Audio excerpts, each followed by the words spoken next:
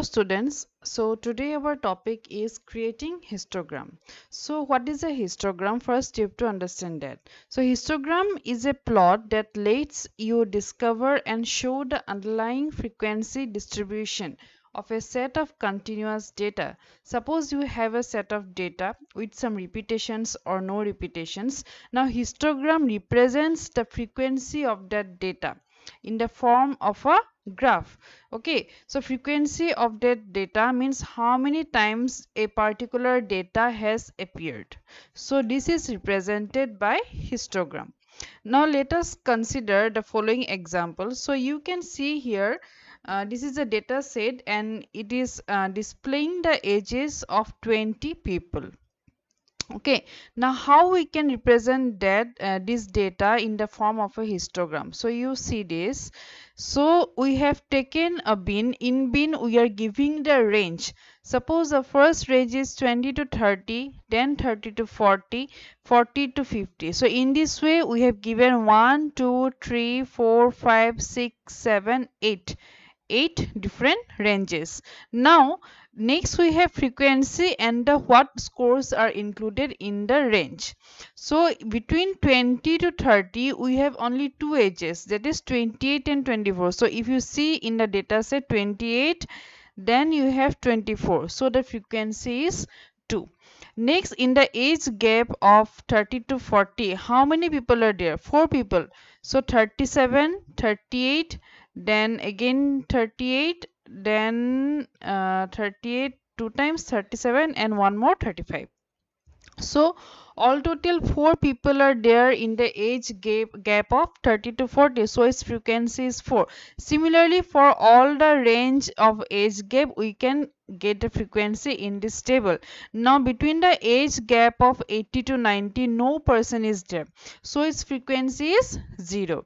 Now we have to represent this in the form of a histogram. So when a data frame is to be represented in the form of a histogram, we use the hist function. This hist function is used. Okay, and when you apply that hist function, you will get the output in the form of this histogram. So these are the ages. So you can see here the first range is 20 to 30, then 30 to 40, then 40 to 50, in this way up to 100. Now between 20 to 30, what was the frequency? 2. So it has come up to here. Next, between 30 to 40, the frequency is 4. So here it has the bar has come up to here.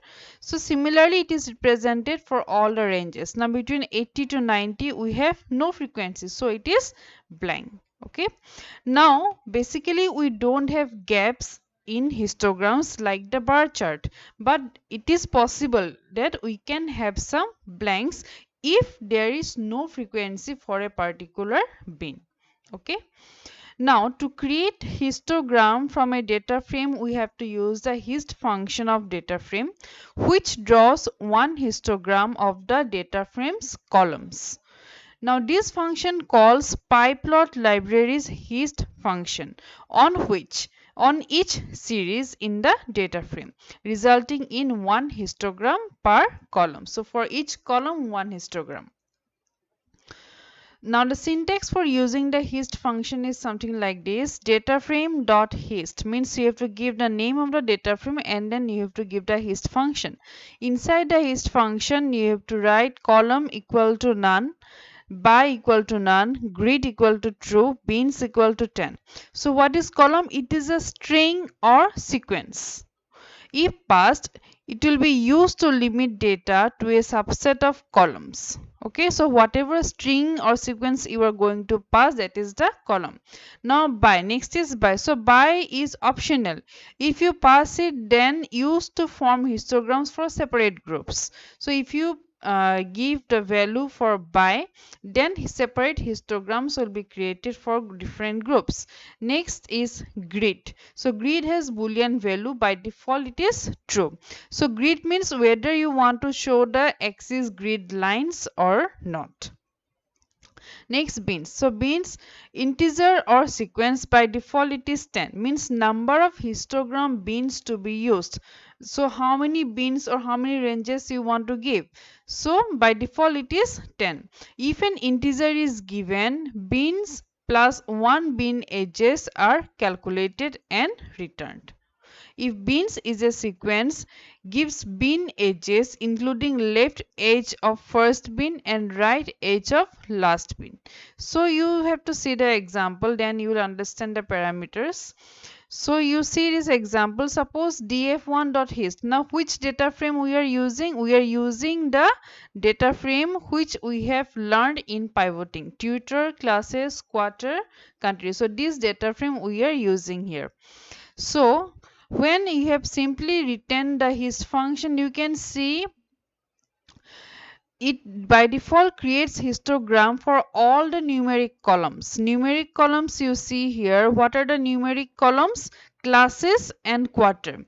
Okay, so for all the numeric columns, by default the histogram is created because here we have not given any other parameter. So this is the histogram for classes and this is the histogram for quarter.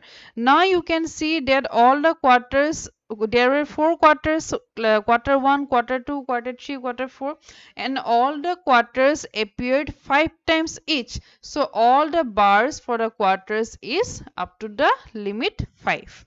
Done. So here you see by equal to none, by default it is none.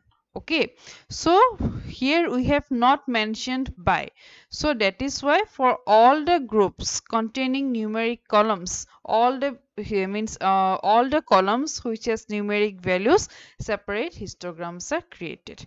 Now here we are giving argument, means we only want to see the histogram for the column classes. So df1.hist column equal to classes. So here you can see the histogram is created only for the classes. So these are the classes and these are the frequencies. Now here it is there is a gap or missing bar because in this range there is no frequency. So this is a missing bar or gap. So this is how your histogram function works. You try this function practically, then it will be more clear to you. So that's all for today's class. Thank you.